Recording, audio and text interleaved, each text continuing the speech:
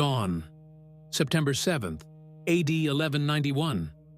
From a low ridge above the coast, Salah al-Din Yusuf ibn Ayyub, the man Christendom calls Saladin, studies the trap he has built with his own hands. This is not a battlefield. It is a slaughter pen, measured and cut like a butcher's stall. On his left, the Mediterranean, a wall of water. No man swims home in chainmail. On his right, the forest of Arsuf. Inside its shadow, his heavy cavalry waits, bridles muffled, lances down. Between sea and trees, 10 miles of open sand. The killing floor. 30,000 horsemen orbit that floor. Skirmishers, mounted archers, light lancers, wasps with steel stingers. They will sting and sting and sting until the Christian column bleeds out on the dunes. Saladin's face is calm. He has run this equation before. 4 years earlier, at the Horns of Hattin, the same formula erased an entire Crusader kingdom in a single afternoon. Thirst, arrows, encirclement, collapse. Today he is simply pressing play again. But on the sand below, the prey refuses its part. A column crawls south along the shoreline. Not a marching army. Something stranger. A 12-mile serpent of iron and horseflesh. Infantry on the outside, knights and baggage tucked within. One body, one pulse. For days, Saladin's archers have rained black shafts onto its back. The creature bleeds. Men sag and drop from the ranks. Horses scream, stumble, fall with shafts in their throats. Crossbowmen step over the dead and keep walking. The serpent does not coil. It does not rear. It does not break. It eats the punishment and keeps moving south. Each step a quiet insult. Each mile a problem Saladin cannot solve from the hill. The version of this day you were taught belongs to one man. Richard, King of England. Richard the Lionheart. A heroic charge. A Christian miracle. The crusade saved by a single sword arm. That story is a polished lie. The real Battle of Arsuf is not a hero's tale. It is the autopsy of a perfect trap that ate its own maker. A killing box designed to exterminate the noble blood of Europe in one morning. And the careful, hour-by-hour record of how it folded inward and detonated in Saladin's own hands. You will see the gears of that trap. You will see the exact moment they jammed. And you will see the wound it left in Saladin. A wound that would slowly drain his army, his empire, and the myth he had spent a lifetime building. Tell us in the comments which city and country you are watching from. And if you believe these forgotten stories deserve to be told, take a moment to subscribe and support this project. You're watching Ancestral, the best dark history channel in the world. To understand the trap waiting at Arsuf, you first have to understand the rage that drew its blueprints. Rewind 2 weeks. August 20th, AD 1191. A low rise outside the freshly captured city of Acre. The locals call the spot Ayyubid. The air already stinks from 2 years of siege. Rotting horseflesh, latrine pits, burned timber, the sweet rot of wounds that have stopped being treated. In a few hours, it will smell of something else. Acre itself had fallen 6 weeks earlier, on July 12th. The Muslim garrison had held the walls for nearly 2 years against a coalition that had grown to include Guy of Lusignan, Conrad of Montferrat, Philip II of France, and finally Richard of England. The city had eaten itself from the inside before it surrendered. The chronicler Baha al-Din ibn Shaddad, Saladin's close advisor, watched the negotiations from the Sultan's tent and recorded every clause in his memoir, the Nawadir al-Sultaniyya. He would later record what happened at Ayyubid too, and his hand shook when he wrote it.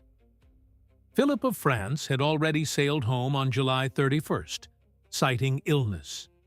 Richard was alone now at the top of the Crusader command, and Richard had run out of patience.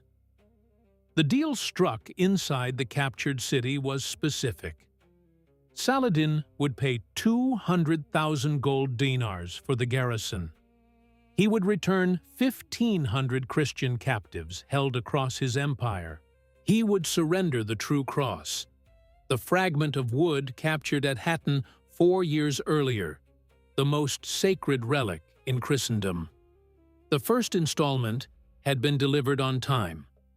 The second installment ran into trouble. Some of the named captives could not be found. Some had died. The relic itself was somewhere in Damascus, and the men who held it were slow to release it. Saladin asked for an extension. Richard heard delay. He made a different sum in his head. Quieter. Colder. The order went out at dawn on August 20th. Bring out the prisoners. Not a sample. Not the officers. Every one of them. Baha al-Din counted them himself from the Muslim side of the field and put the number at around 2,700 fighting men. Their wives walked behind them. Their children walked behind their wives. Some of the children were still carried. They were marched out the eastern gate of Acre and up the rise at Ayadia in full view of Saladin's forward outposts. The Sultan's scouts saw the column forming and sent riders. The riders reached the main camp at a gallop. Saladin gathered his guard and rode out himself, hoping to intervene. He arrived in time to watch from a hill perhaps a mile away, close enough to see the shapes of individual men, too far to reach them. The Crusaders formed a ring of spears around the prisoners. The bound men were pushed to their knees in rows. Then the work started. There was no frenzy. Ambroise, the Norman trouvère who marched with Richard's army and later wrote the Histoire de la Guerre Sainte in rhymed Old French, described the killing as orderly. Sergeants moved between the rows the way men move through a wheat harvest. When one squad of executioners tired, another stepped forward to relieve them. The rhythm lasted from late morning into the afternoon. Baha al-Din wrote that the Muslim cavalry charged forward when they understood what was happening. They were driven back by Crusader crossbow volleys. They charged again. They were driven back again. By the time the field went quiet, every prisoner was dead, and the killers had already withdrawn behind Acre's walls. Richard meant it as a letter to Saladin, a signature in blood. I am not a man you delay. I am not a man who bluffs. Saladin read the letter through the heat shimmer. He read it correctly. This was no longer a war about cities or relics. It was no longer even a war about Jerusalem. From this morning forward, it was a blood debt. The ledger had Richard's name at the top of every page. Baha al-Din recorded the Sultan's reaction in a single line. Saladin shut himself in his tent. He spoke to no one until the next morning. When he came out, his face was different. The cold thing that settled inside him at Ayadia became the design document for Arsuf. He would not just beat Richard. He would teach Europe what extermination looked like, written across 10 miles of sand. From that day, his strategy changed shape. He stopped seeking a clean fight. He turned predator. He shadowed the Crusader column as it crawled south from Acre on August 22nd, always at the edge of sight, always refusing the open battle Richard wanted. The march route was fixed by geography. The Via Maris, the ancient coastal road that had carried Egyptian pharaohs and Assyrian armies and Roman legions, ran along a narrow strip between the sea and the inland hills. Richard had to take it because his supply ships could shadow him from the water, dropping food and water and replacement weapons at agreed beaches. Saladin let him have the road. He took everything else. He passed up ground that any other commander would have grabbed. He let chances slip on purpose. Because a battle was not the goal.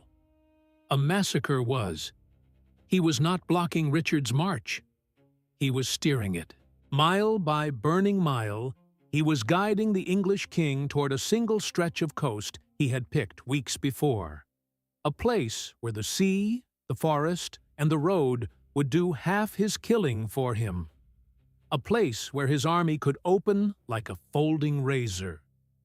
Every man under his banner had a role in that razor. The Bedouin scout reading hoofprints on a dune. The Mamluk officer adjusting his lamellar plates with leather thongs between his teeth.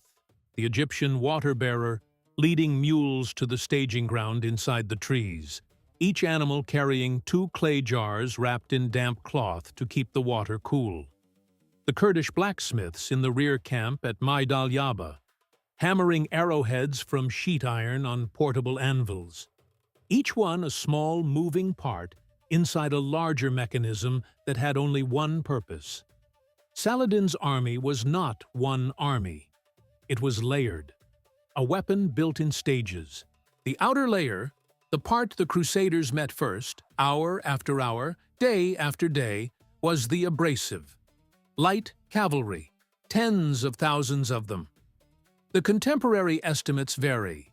Baha al-Din puts the total Ayyubid host at around 30,000 horse.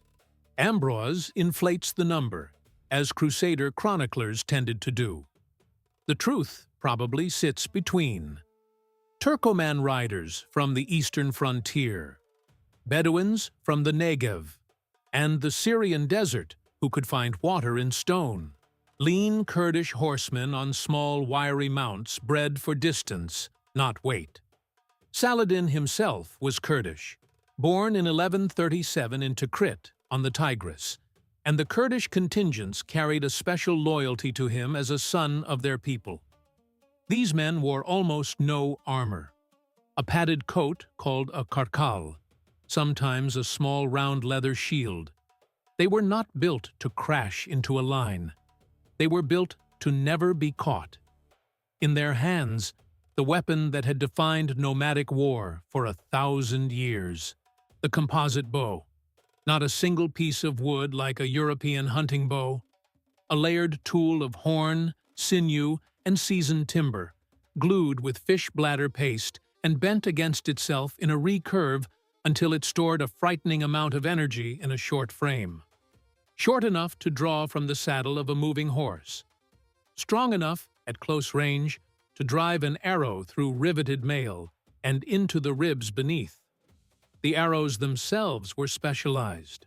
Short shafts of poplar or reed, fletched with 3 feathers from a vulture's wing, tipped with a tanged bodkin point designed to slip between mail rings rather than batter through them. A trained Mamluk archer could carry 40 arrows in a hip quiver and another 30 in a saddle case, and loose them all in under 10 minutes from a moving horse. Their assignment was not to break the Crusader line. Charging that wall would have been suicide, and they knew it. Their assignment was attrition. Bleed them, tire them, madden them. Day after day, the light cavalry wrapped around the marching column like a swarm. They galloped in at an angle, loosed a volley, peeled away before the Genoese crossbowmen could range them. They appeared on a ridge, emptied their quivers downhill, vanished into the dust before anyone could climb after them. They paced the column at 100 yards, just outside the killing reach of a crossbow, calling insults the Franks could feel even when they could not translate them. They never stopped. From first light until the sun dropped into the sea, the air carried 2 sounds, the hiss of arrows and the high broken cries of the riders launching them. The Crusader column walked in a heat that had killed marching armies before. Richard's chronicler describes men whose noses bled from the temperature. He describes sweat that dried before it could fall, leaving white crusts of salt on the surcoats. He describes a young sergeant from Poitiers who pulled off his helmet to drink and dropped dead beside his horse without a wound on him. The body was rolled into the column's center to be buried at the next halt and was forgotten by nightfall. 1,000 small wounds, one after another, hour after hour, and every archer had been given the same priority target. Not the knight, the horse. A Frankish knight on his feet was an overheated man in 80 pounds of iron, stumbling in sand. A Frankish knight on his destrier was the most violent thing on a medieval battlefield, a charging tower of muscle and steel that could shatter any infantry line in Christendom. Saladin understood the math. Kill the horses, and you disarm the crusade. So the arrows fell on horseflesh. Necks, chests, the soft places behind the foreleg where no barding covered the skin. Men in the column listened all day to their own animals scream and go down. Ambrose records that some knights refused to ride in the column at all, dismounting and walking beside their destriers to shield the more valuable animal with their own armored bodies. Squires led the horses by the bridle while their masters trudged in the sand. This was not only a tactic, it was a long, patient form of mental surgery. Saladin had fought Franks his entire adult life. He had studied them. He had spent 8 years as the vizier of Fatimid Egypt before declaring himself sultan in 1171, watching Christian envoys come and go through his court in Cairo. He knew what they were proud of and what shamed them. He knew their idea of war was built around one moment, the great charge. The lance lowered, the horn blown, the line of armored men closing the distance and breaking the enemy in a single thunderclap. They had a name for it: Furia Francese, the French fury. Anything else, to them, was the work of cowards, shooting and running, refusing to stand, bleeding a man instead of facing him. It was dishonorable. It made their chests burn. That burning was the goal. The harassment was not designed to win the battle. It was designed to provoke the loss of discipline that would lose the battle. Sting the knight enough times, and eventually he forgets his orders. He spurs his horse. He leaves the formation. He chases. This was not a hopeful theory. This was a recipe Saladin had already cooked once, and the taste was still in his mouth. 4 years earlier. The Horns of Hattin. July 4th, A.D. 1187. There he had walked an entire Crusader army into a stretch of waterless basalt rock west of the Sea of Galilee. The army of King Guy of Lusignan, perhaps 20,000 strong, including the entire field force of the Templars under Gerard de Riedfort and the Hospitallers under Roger de Moulins. His horse archers had done exactly this: circle, sting, vanish. He had ordered the dry summer grass set on fire so the smoke would blow east into Frankish faces. He had placed his lines between them and the lake water so they could see the surface glittering below and never reach it. By the second day, the knights were no longer thinking like soldiers. They were thinking like dying animals. Raymond of Tripoli broke out of the encirclement with a small group at the start. Small clusters of Templars peeled off in uncoordinated charges and were swallowed one by one. The army did not lose at Hattin. It dissolved. King Guy was taken alive in his red tent on the South Horn. The true cross was lifted from its silver casing by a common soldier and carried to Damascus upside down. The kingdom of Jerusalem dissolved with all of it. Hattin had not been won with swords. It had been won with patience and thirst. Now, on the road to Arsuf, Saladin was setting the same dish on the same table. The arrows were the smoke. The Franks' own pride was the fire. He was sure they would walk into it again. And when they did, the second half of his army would be waiting. Hidden. The forest of Arsuf ran along the inland side of the coast road for several miles. A real woodland of evergreen oak, terebinth, and coastal pine, thick enough to swallow horsemen and silence them. Pilgrim chroniclers writing decades earlier had described this stretch as the most dangerous mile of the entire Via Maris because of how the trees pressed close to the road. The trees were still there. Saladin used them. While the light cavalry made noise in the open, he had quietly slid the core of his army into those woods over the previous 2 nights. The hammer, held back, cocked. Inside the shade waited the men who actually won wars for him. His Mamluks, his household guard.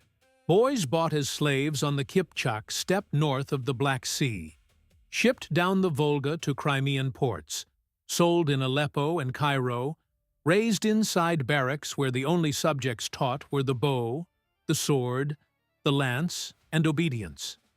They wore lamellar coats of overlapping steel plates laced with rawhide. They wore conical helmets with mail aventails covering the throat and the back of the neck.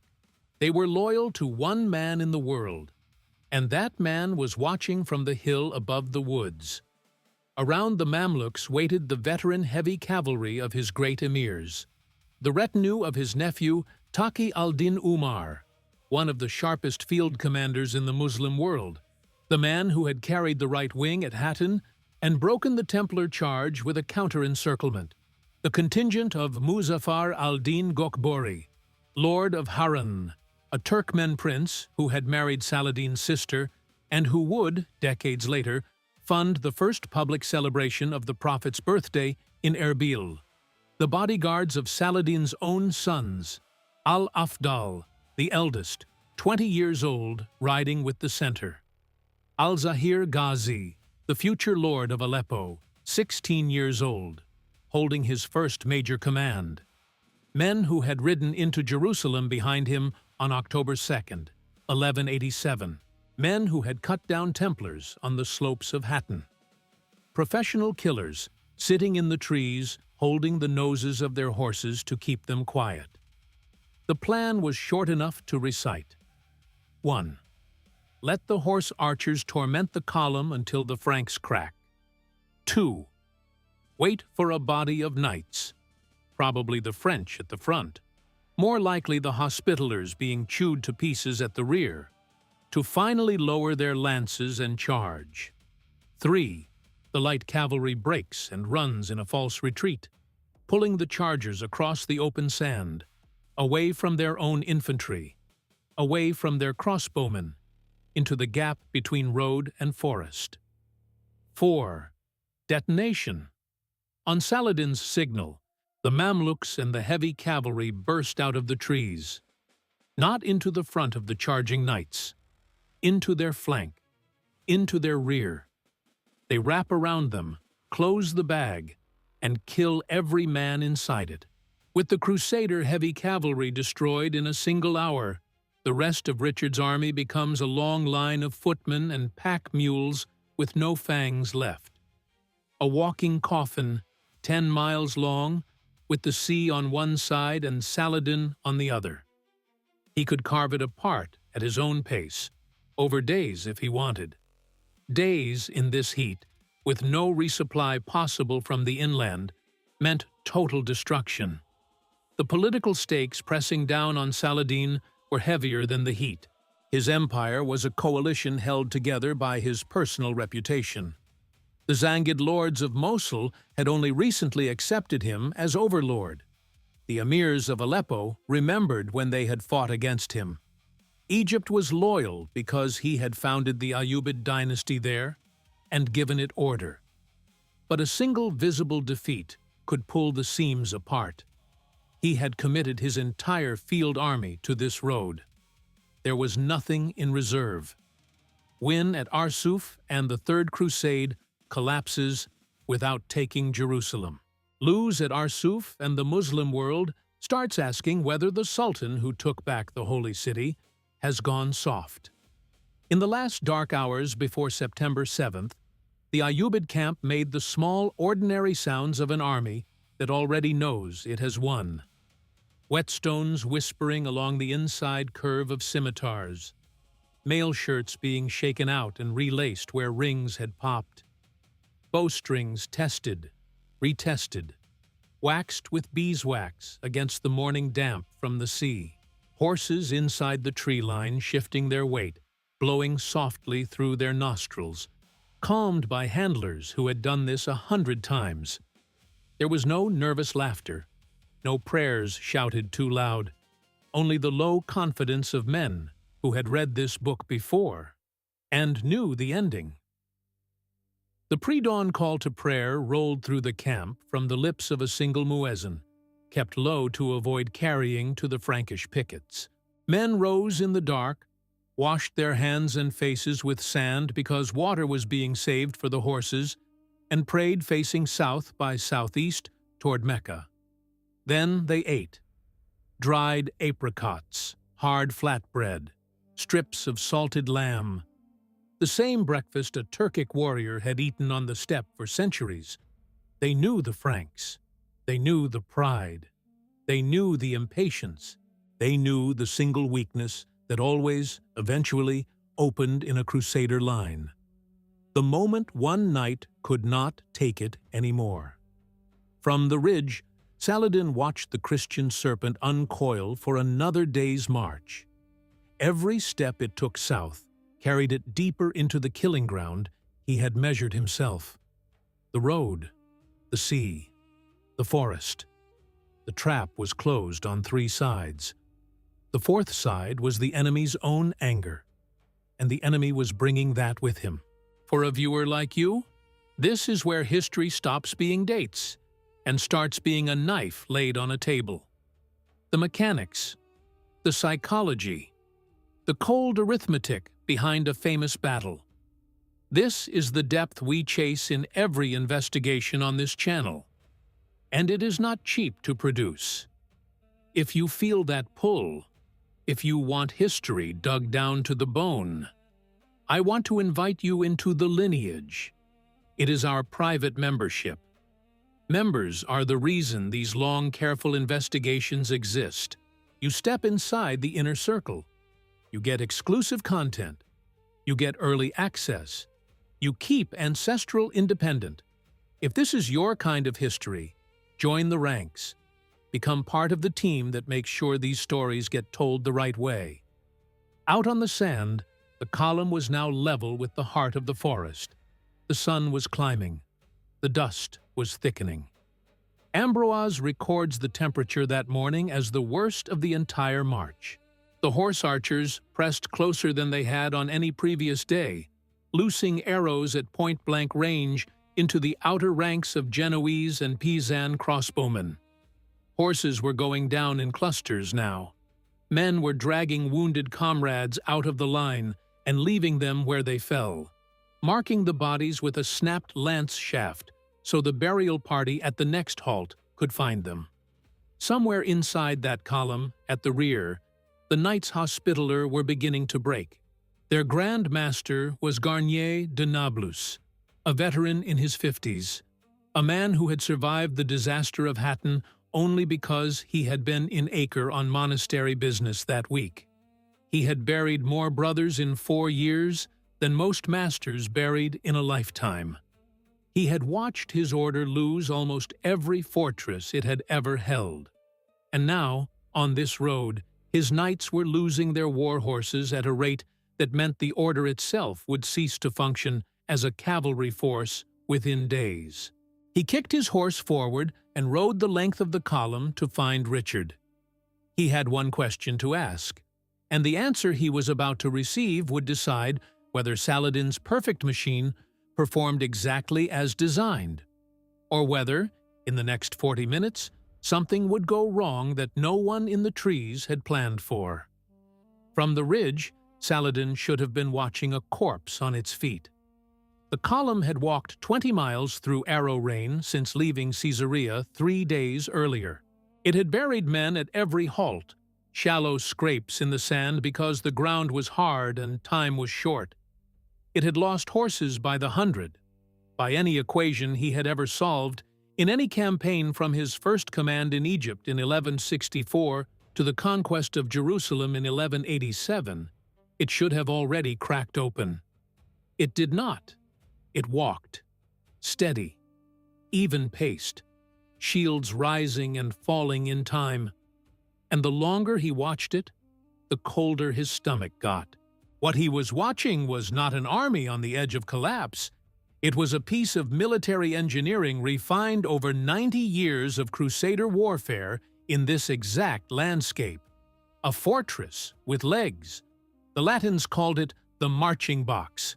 Western chroniclers had no proper name for it because the formation was so specialized that only armies in the Levant ever bothered to perfect it. Bohemond of Antioch had used a rough version of it in 1098. King Baldwin III had refined it. Richard had finalized the drill at Acre over the previous 6 weeks, running rehearsals on the plain north of the city with each contingent in turn. It worked because it was layered. The outer skin of the beast was infantry, spearmen, men-at-arms, sergeants of the cities of northern France and the Italian communes. Packed shoulder to shoulder, 6 or 8 deep along the inland flank. Their shields, the long tapered kite shields of the Norman tradition, the heavier rectangular pavises of the Genoese, the round bucklers of the Welsh foot brought over with Richard's English contingent, were locked edge to edge into one continuous wall of painted wood and iron rim. The wall moved. The wall absorbed. Every Turkoman arrow that hissed in from open ground found wood before it found flesh. Behind that wall stood the second layer, the crossbowmen of Genoa and Pisa. These were not levied peasants. They were professionals on contract, paid in silver per month by the city consulates, working in 2-rank rotation like a slow mechanical loom. Genoa had supplied 2,000 of them under the contract signed at Tyre in 1190. Pisa had matched the number under a separate agreement with Conrad of Montferrat. The front rank stepped to the gap between shields. They raised the weapon, a stave of yew or composite horn lashed to a wooden tiller, drawn by a steel hook on the belt or by a stirrup at the muzzle. They sighted. They squeezed the lever. A bolt left the groove at almost 300 feet per second. A crossbow bolt is not an arrow. It is a short, thick dart of seasoned ash, 10 inches long, with a square pyramid head of forged iron called a quarrel because of its 4-sided point. It flies flat. It punches. It does not arc gracefully like a Turkic shaft. It arrives like a hammer. After firing, that rank stepped back behind the shields and began the slow reload. Foot in the stirrup. Hook the string with the belt claw. Straighten the legs, dragging the cord back against the stop. Drop a fresh bolt into the groove. By then, the second rank had already loosed and was stepping back to begin its own reload. The rotation never broke. The result was a continuous flat sleet of bolts pouring out of the column's inland flank. The killing zone reached 200 yards into the open. Any Ayyubid rider who came closer than that was on borrowed time. The Church had condemned the crossbow at the Second Lateran Council in 1139, branding it a weapon unfit for Christian warfare against fellow Christians. The same council had carefully exempted its use against Muslims. The Genoese knew the loophole. They had brought every bolt they could carry, and buried deep inside this gut of infantry and crossbows, screened on every side, marched the heart of the column. The Knights, 12 squadrons of men, organized by King Richard himself in the council tent at Acre on the evening of August 21st. The Templars in the vanguard, their black and white gonfanon lifted high, their Grand Master Robert de Sablé riding at their head. He had been elected only that summer at the chapter held in Acre, on the recommendation of Richard himself. He was an Angevin nobleman from the Sartha Valley, in his 50s, a former admiral of Richard's fleet, who had switched from a sea command to the White Mantle in a single summer. Behind the Templars came the Bretons and the men of Anjou. Then the Poitevins and the men of Maine. Then the Normans under Richard's chamberlain. Then the English under the king himself.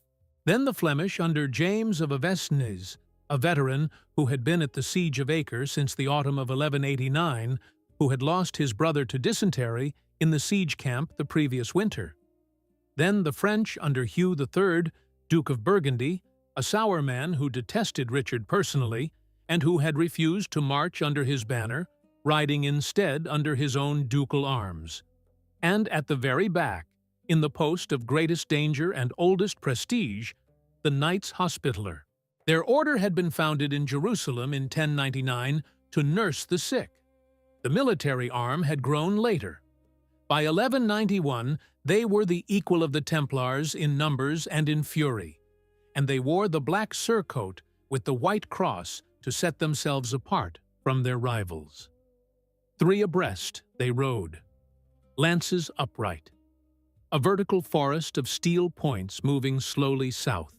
Their war horses, destriers worth 80 livres each, the price of a small village in Normandy, were already in war harness, padded in stitched cloth barding to soak up arrows, blowing hard in the heat. Richard's orders were carved into every officer's memory. No man charges without the signal. The signal is 6 trumpet blasts. 2 from the vanguard, 2 from the center, 2 from the rear. Anything less is to be ignored. Anything earlier is treason against the army. Until those 6 notes sound in sequence, every knight endures. Endure was the word he had used in council. He used it again on the morning of September 7th, riding the length of the column at dawn on his Cypriot stallion Fauvel, a horse he had taken as plunder when he conquered Cyprus in May. He spoke to each contingent in their own dialect, to the Normans in Norman French, to the English in his native Angevin, to the Genoese through an interpreter who walked beside his stirrup. Saladin's problem was that his weapon had been designed for a different enemy. The composite bow was the perfect tool against lightly protected steppe enemies, against Byzantine themes on the Anatolian plateau, against fellow horse archers in the wars of succession that had torn the Seljuk realm apart. It was not built for what was crawling past him now. It loosed a short, fast arrow, perfect for accuracy from a moving horse, but light. At 50 yards, it was murderous. At 150, against a man wearing a riveted mail hauberk over a quilted gambeson of 30 layers of linen, it was a nuisance. The gambeson was the secret. A garment so thick a man sweat blood inside it, but a garment that turned the late energy of a spent arrow into a bruise instead of a wound. Beneath it, mail caught most of what got past the padding. Over it, on the wealthier knights, came a surcoat of bleached linen meant partly for heraldry and partly to reflect the Levantine sun off the iron underneath. Baha al-Din rode out from the Sultan's staff to look closer. The chronicler was a literary man, a judge by training, the Qadi of the army, the man Saladin had appointed in 1188 to handle religious endowments. He would later write the most intimate biography of Saladin we possess, the Al-Nawadir al-Sultaniyya. What he saw on the sand that morning he recorded in his own hand. He wrote that he watched Frankish infantrymen marching with 10 arrows planted in their backs and shoulders, walking at their usual pace, not breaking step, not even glancing behind.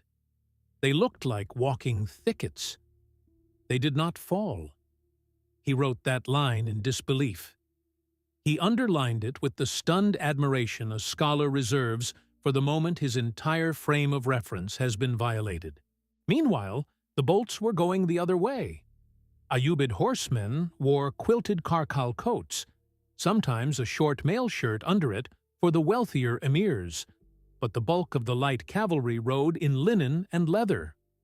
The Turkoman pony beneath them carried no armor at all.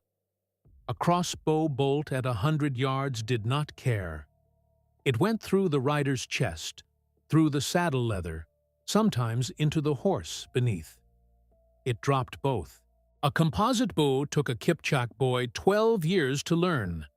The bow drawn first as a child with a low poundage, the weight increased every winter until, by the age of 18, the rider could pull a 120-pound stave from the gallop. A crossbow took a Genoese dock worker 6 weeks. The exchange rate was bad for Saladin. Around the column, in a slowly widening ring of dead horses, his light cavalry was thinning. Riders kept their distance now. The skirmishers who tried to close inside 200 yards were not coming back. Saddles flapped empty on stampeding ponies. Mounted men dismounted and tried to lead wounded animals to the rear, and the bolts followed them in. Saladin saw the math turning against him. He could not break the column from outside. The skin was too thick, the teeth too long. He had one option left: find the seam, tear it open. He knew the formation as well as the men inside it. He had watched it from outside for 2 weeks. He knew its weakest point was the rear. The rear caught arrows from the side. It caught them from behind. It caught them from above when skirmishers crested the inland hills. Every halt, every stumble, every dead horse in the column rippled backward and landed on the rear. The rear was the Hospitallers. Their Grand Master, Garnier de Nablus, was a man in his 50s who had been in the Holy Land for most of his adult life. He had been prior of the order in England before his election. He had survived Hatton only because the master before him, Roger de Moulins, had ridden out to die that morning while Garnier had been on administrative business in Acre. He had carried that survival like a debt ever since. He had buried more brothers in the past 4 years than the order had buried in the previous 20.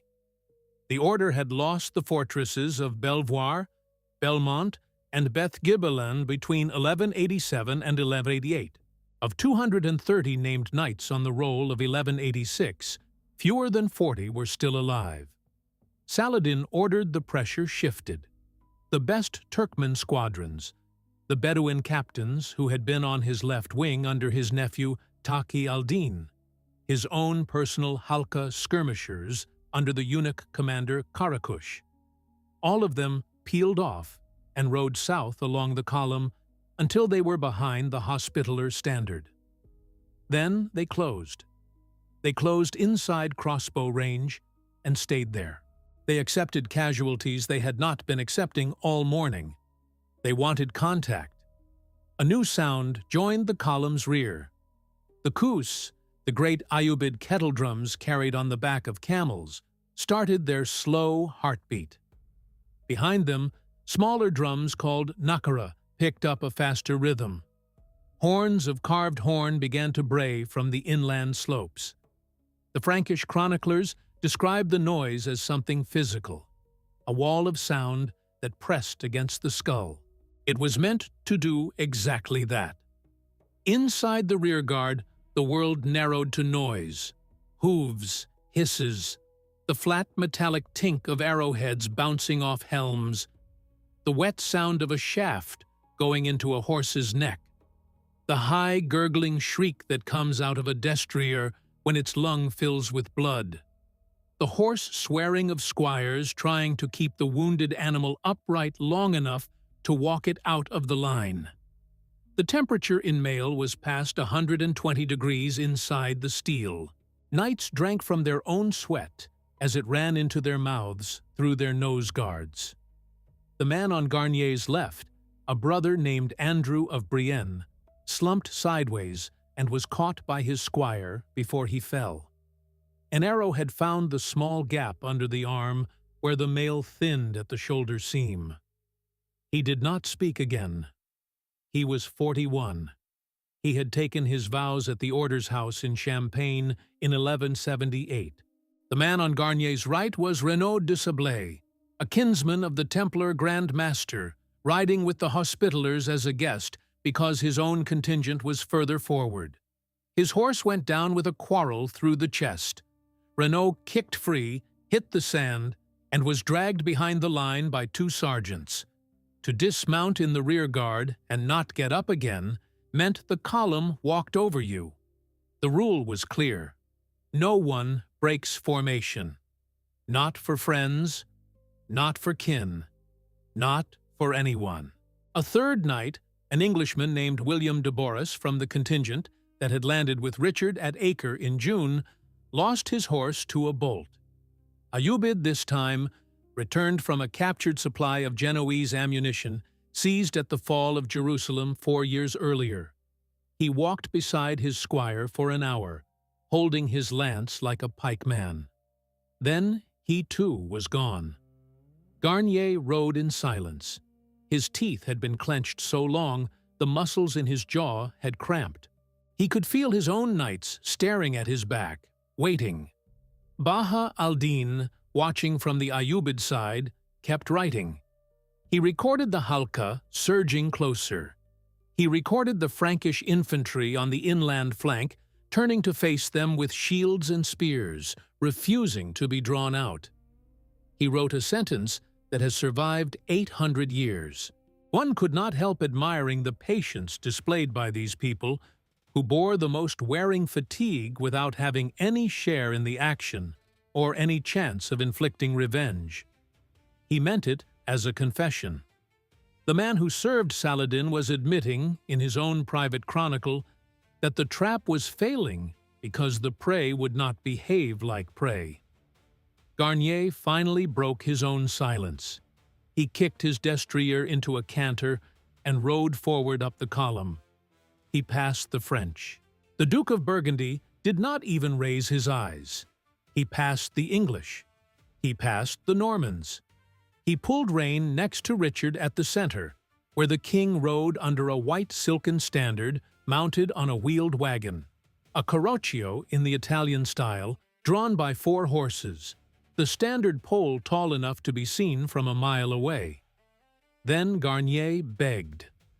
The exact words come down through Ambroise, the Norman trouvère writing in Old French verse after the campaign.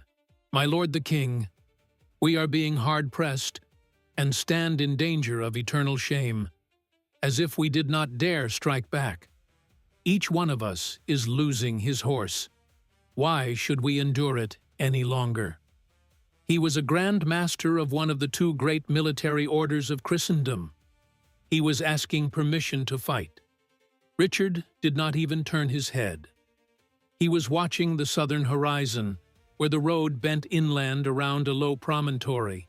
The orchards north of Arsuf, fig trees, olives, the small vineyards of the abandoned village, were now visible in the haze. "Good master, you must endure. We cannot be everywhere at once." The plan was unchanged. "Wait, let the entire column clear the forest of Arsuf. Let Saladin commit the troops he was still holding in the trees. Only then sound the trumpets. Only then release the lances." To charge now was to charge into the jaws and pull them shut on themselves. Garnier turned his horse. He rode back down the column under the eyes of every man who had watched him go forward. He did not speak when he passed them. He returned to his position at the rear. He took his place. He raised his shield. He continued to endure. Behind him, his knights watched the smallest muscles in his face. They saw the verdict written there. The trumpets were not coming. This story exists because men sat down and wrote it. Baha al-Din, Ambroise, Ibn al-Athir in Mosul, who would later write the Al-Kamil fi al-Tariq, the anonymous English clerk who composed the Itinerarium Peregrinorum et Gesta Regis Ricardi. The primary source behind today's investigation gathers them all in one place, a monolithic archive of military history that walks the reader inside these moments the way a coroner walks through a body. It was the spine of today's script. If you want to feel Arsuf the way it actually happened, You need this book on your shelf. Tap the View Products button on your screen now. The book is there, and it does not stand alone. We have curated a small collection of themed relics to keep it company. Dark memorabilia, immersive pieces, objects you do not see in ordinary shops. I will not spoil what is waiting. Open the shelf, walk the aisle, find the artifacts before we descend any further. At the rear of the column, the line was no longer holding the way it had been. The marshal of the hospital, the order's second in command, the officer responsible for the war horses themselves, rode up to Garnier's stirrup. His surcoat was dark with sweat and someone else's blood. His name was Baldwin de Caron, a Burgundian by birth, a man who had inventoried every destrier in the hospitaller stable at Acre the previous month. He knew by name which horses were dying. He spoke fast. The rearmost squadrons could no longer ride 3 abreast because there were not enough horses left to fill the rank. Sergeants on foot were being lost. The Ayyubid riders had closed to less than 50 yards and were loosing arrows into individual faces. Garnier sent one more messenger forward, a young brother named Henry of Chatillon, 18 years old, on what would be his last errand of the day. The message was the shortest he had given in his career. Tell the king the rearguard is finished. On the ridge above the forest, Saladin saw what he had been waiting for. He saw the rearmost hospitaller squadron lose its dressing. He saw a small ripple run forward through the column like a crack opening in ice. His hand began to rise.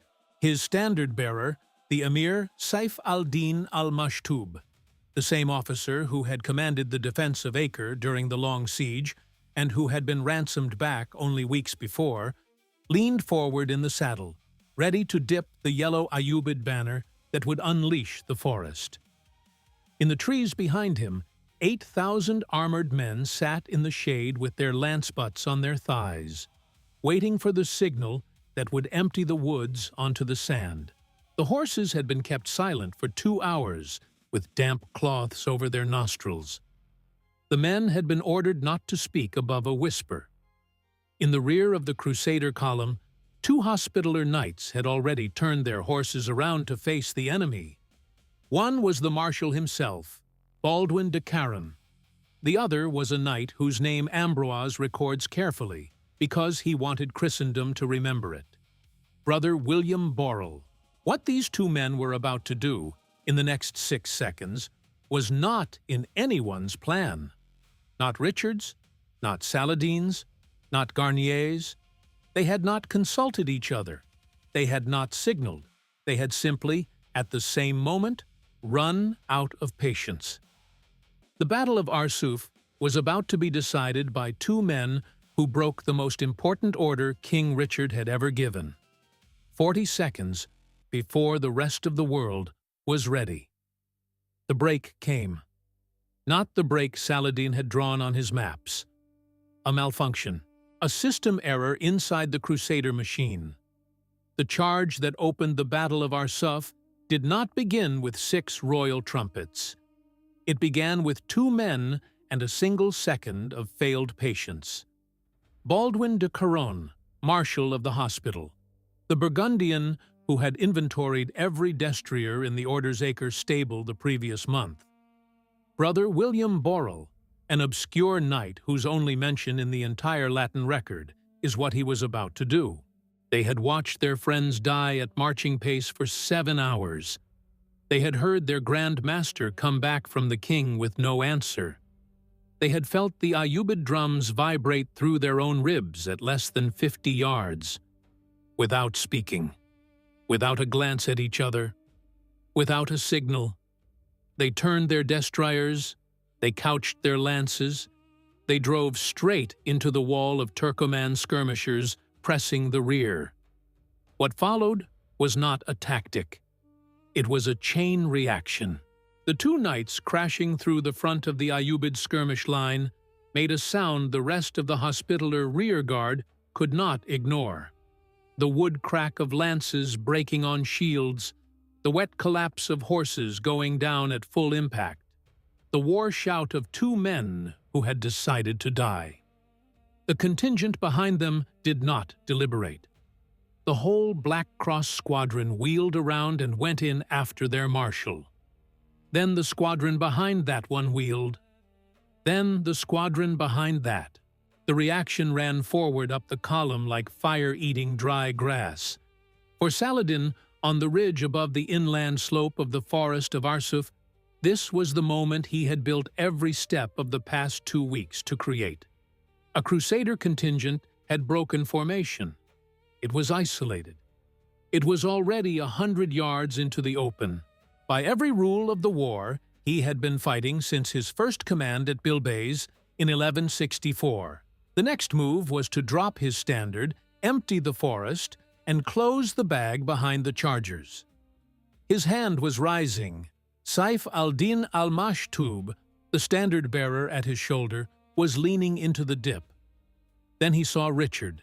The English king had been riding under the white silk standard, mounted on the wheeled carroccio at the column's center, the wagon drawn by 4 white horses, the standard pole tall enough to be seen from a mile in any direction. The carroccio itself had been built at Messina the previous winter, copied from the Lombard pattern that the Italians used in their wars against the German emperors. Richard had liked the idea of a marker no commander could lose sight of. He had been watching the southern horizon. He had been counting paces to the Arsuf orchards. He had been holding the trumpets in reserve for another 40 minutes, until the entire column cleared the woods, and the trap was forced to either commit or starve. He saw the Hospitallers go in. He did not try to recall them. He did not send messengers. He did not curse Garnier, or the dead marshal, or the brother who had broken his order. He took the broken plan and made a new one in under 3 seconds. The improvised charge had caught Saladin's skirmishing screen with their bows in their hands instead of sabers. The elite cavalry from the forest had not yet been signaled. The heavy contingents under Taqi al-Din and Gokburi were still moving up from the inland staging ground near the village of Albirka, in column formation, not battle line. The trap had fired early. The jaws were not yet closed. Richard saw the gap. He stood up in his stirrups on Fovel, the Cypriot stallion he had taken in May after the surrender of Isaac Komnenos at Kantara. He raised his sword. According to Ambroise, who heard the shout repeated by men who had been near him, he called out the war cry of the Holy Sepulchre, Sanctum Sepulchrum Adjuva. Then 6 trumpets sounded. 2 from the vanguard, where the Templars under Robert de Sablé had been waiting for the signal since dawn. 2 from the center, beside Richard himself, blown by a herald named John Fitzluke, who had crossed from Portsmouth with the king. 2 from the rear, where Garnier de Nablus heard them through the dust, and understood instantly that the king had decided to back his disobedient knights instead of punish them. A 12-mile column of cavalry, distributed across 12 squadrons, turned together. Lances came down at the same moment along the entire length of the Frankish line. The Pavis wall opened in pre-drilled gaps to let the destriers through, then closed behind them. What happened next is hard for a modern mind to scale. A medieval destrier in war harness weighed 1,200 pounds. A knight in full mail with padded gambeson, kite shield, helm, and a 12-foot ash lance added another 250. At a full gallop, across 100 yards of flat sand, each rider arrived with the kinetic energy of a small modern automobile crashing through a wooden fence. Now, multiply that by several thousand, arriving in a line, at the same instant, against men sitting on 60-pound desert ponies in linen coats. Arab chroniclers who had described Hattin without flinching reached for new vocabulary at Arsuf. Ibn al-Athir, writing later in Mosul from notes gathered from Aleppo survivors, used the word sail, flood. Baha al-Din used the language of natural disaster, comparing the impact to a wall of mountain water hitting a village. Imad al-Din al-Isfahani, the Sultan's chancellor who handled official correspondence, wrote in the Al-Fath al-Qusi that the sky itself seemed to lean sideways with the noise of the impact. The front rank of Ayyubid skirmishers did not fight. It was deleted. Lances drove through leather, through ribs, through the bodies of horses, sometimes through two men at once when riders were packed close. Shields exploded into splinters. Ash lance shafts shattered halfway down their length, and the knights drew swords on the instant, riding through the wreckage and cutting downward at anything still moving. The swordwork that followed was specific. Frankish blades of the late 12th century were straight, double-edged, weighted to chop rather than thrust, worn over the shoulder.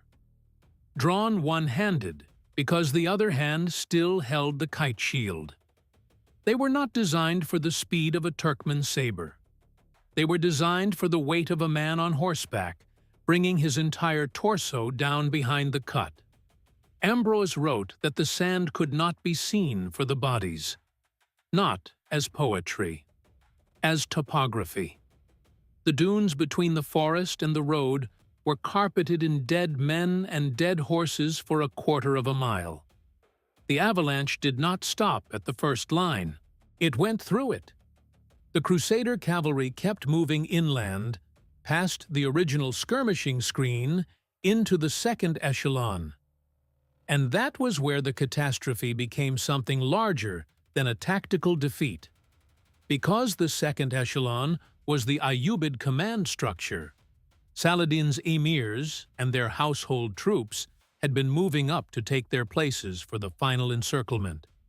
They were on horseback. They were in formation. But they were in marching formation, not braced for shock. They were strung out along inland tracks, columns of 4, weapons sheathed, helmets hanging from saddle hooks. The Frankish lances arrived among them before the order to brace could be passed down a single emir's line. Taqi al-Din Umar, the Sultan's nephew, the man who had broken the Templar charge at Hattin and who had carried the right wing in every major engagement since 1182, found his personal retinue cut in half and the survivors scattered across 2 square miles of dust. He was last seen by his own banner-bearer, riding north toward the village of Mulebis, sword-bloody, shouting names that no one could answer. Muzaffar al-Din Gokbori, the Turkmen prince of Harran, who had married Saladin's sister Rabia Khatun at Mosul in 1186, was unhorsed at one point and remounted by a member of his own household guard who died in the act. The guard was named Yunus ibn Khalil. He was 31 years old. He had a wife and 2 daughters in a small house in Harran. He is mentioned once in the Chancery records and then never again. Karakush, the eunuch commander of the Halqa, the same officer who had built the Cairo citadel between 1176 and 1183 and who had defended Acre through the long siege, lost contact with his standard for the better part of an hour. He fought on foot for part of that time, with a saber he had captured at Hattin, and was extracted only when a junior emir recognized his voice in the dust. Saif al-Din al-Mashtub, the standard-bearer who had been ransomed back from Crusader captivity only weeks earlier, tried to rally a line near the inland orchards of Al-Birka and was almost overrun before he disengaged. The standard he carried, the yellow Ayyubid banner with the black eagle of the dynasty, was punched through by a Frankish lance and patched the same evening with cloth taken from a dead emir's surcoat. Husam al-Din Lulu, the admiral of the Egyptian fleet who had ridden inland to serve in the field campaign, was killed outright. He had commanded the relief galleys that broke the Crusader blockade of Acre in 1190. He was 60 years old. His body was recovered the next morning. By the time the Crusader charge began to lose momentum and the squadrons started to reform on horns blown by their bannerets, the senior command of the Ayyubid army had ceased to function as a coordinated body. The chroniclers of both sides agree on the most painful number of the day. 32 of Saladin's named emirs were killed at Arsuf. Baha al-Din lists them by name in his biography. Imad al-Din confirms the count in a letter sent to Baghdad 2 weeks later, asking the caliph for prayers. That figure carries a weight a modern reader has to work to feel. These were not battalion commanders in a salaried army. They were the heads of the personal retinues that made up the Ayyubid state itself. Each one held the loyalty of a specific clan, a specific city, a specific ethnic regiment. The lord of a town in Diyarbakir, the commander of a Kurdish contingent from Hakkari, the son of a Turkmen emir from the Kabur. When that man died, the men he had brought with him no longer had a reason to stand. They had served him personally. They scattered. The army Saladin had built over 20 years of patient diplomacy, from his first vizierate in Cairo under the last Fatimid caliph in 1169 through the conquest of Damascus in 1174, Aleppo in 1183, and Mosul's submission in 1186, was not just defeated at Arsuf. It was decapitated. In the open ground inland of the road, the rout became total. Men who had stung the Crusaders for 7 hours were now throwing bows into the sand and kicking their ponies toward the trees. Some made it, many did not. The Frankish knights pursued with the controlled fury of men who had been forbidden to fight for 2 weeks. A Templar named Andrew of Chauvigny, Richard's own cousin by marriage, rode down a group of fleeing horse archers at the edge of the orchards and was killed himself by a single arrow loosed by a man who turned in the saddle at the last second. The arrow went through the eye slit of his great helm. A Hospitaller sergeant named Robert Fitzwarren was credited with killing 7 men in single file as a column of Turkoman skirmishers tried to escape down a sunken cattle track. The sergeant was a tenant farmer's son from the Welsh marches who had taken the cross in 1188 and would die an acre of disease in the following spring. Saladin rode into the wreckage of his own army with his Mamluk guard at his shoulder. Baha al-Din, who stayed with him, recorded the scene with the precision of a man riding through his own grief. The Sultan struck fleeing horses with the flat of his sword. He shouted the names of emirs who could not hear him because they were already dead. He cursed individual men in language his secretary refused to record verbatim. He tried to hold a line at 3 different points along the inland slope and was forced backward each time. His 17-year-old son, Al-Zahir Ghazi, rode beside him with a torn surcoat and a bloody face. The boy had received a cut across the temple from a Frankish sword and would carry the scar for the rest of his life. He would become the lord of Aleppo at his father's death and rule there for 23 years. Frankish knights broke through to the Sultan's personal pavilion in the staging camp at Al-Birka. They cut down the tent ropes. They overturned the chests inlaid with mother-of-pearl from Damascus workshops. They took the silver vessels and the cushioned saddles and the campaign treasury. They missed Saladin himself by less than half a mile. Only Richard saved him. Not from mercy, from discipline. The king knew the geometry of pursuit. He knew a pursuit chased too far into broken ground would be cut off and destroyed by exactly the sort of reserves he could not see. He sounded the recall. Trumpets repeated the call up and down the line. The Templars at the front were the first to wheel. The English in the center followed. The Hospitallers at the rear, the ones who had started everything, were the last to obey, and obeyed only because Garnier de Nablus rode among them shouting until his voice broke. The cavalry reformed. They walked their blowing horses back to the column. The infantry, who had advanced steadily behind them through the entire engagement, opened the Pavis wall to let them through. By sundown on September 7th, the Crusader army was camped beside the woods of Arsuf, among the bodies of the men who had been hunting them at dawn. The Crusader chroniclers counted about 700 Frankish dead, a small number for a battle of that scale, and most of them lost in the first hour to the arrow rain before the charge. Ayyubid casualties were never counted precisely. The estimates run from 7,000 to 10,000. The trees around the staging camp were stripped of their bark up to a man's height, where horses had bitten and gnawed in panic. Among the Frankish dead was James of Avesnes, the Flemish veteran who had been at the siege of Acre since 1189. He had been unhorsed during the charge, surrounded, and killed on foot. His body was found the next morning beneath 15 Ayyubid corpses he had taken with him.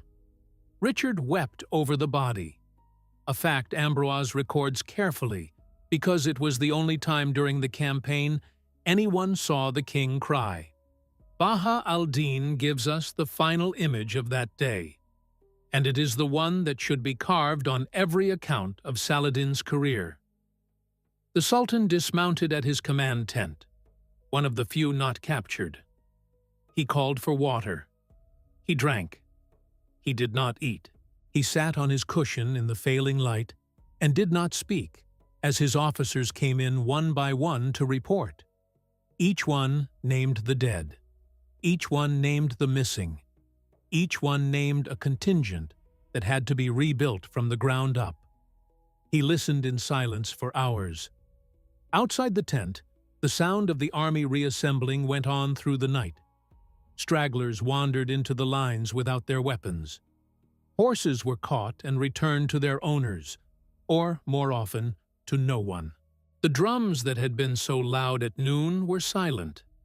The muezzin who called the night prayer kept his voice low. The wound was not a wound of numbers. He had numbers. His empire stretched from the Nile to the Tigris. He could replace soldiers. He could not, however, replace what had been lost on the dunes that afternoon.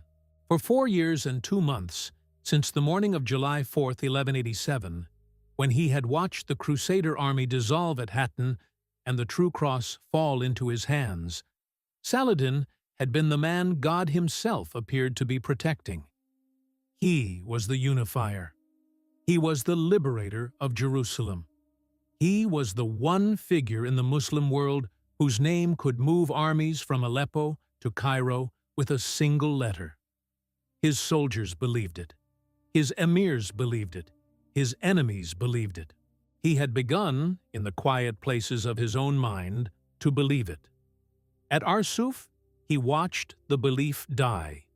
He watched his light cavalry break and run from men they had been told were exhausted. He watched his elite emirs killed beside their personal banners. He watched his own household guard fail to stop a pursuit. He heard the sound a Muslim army makes when it loses its certainty, and once a commander has heard that sound, he never trusts the silence afterward. The war did not end at Arsuf. Richard would never take Jerusalem. He marched within 12 miles of the Holy City in January 1192 and turned away because he could not hold what he might take. He marched within sight again in June and turned away a second time.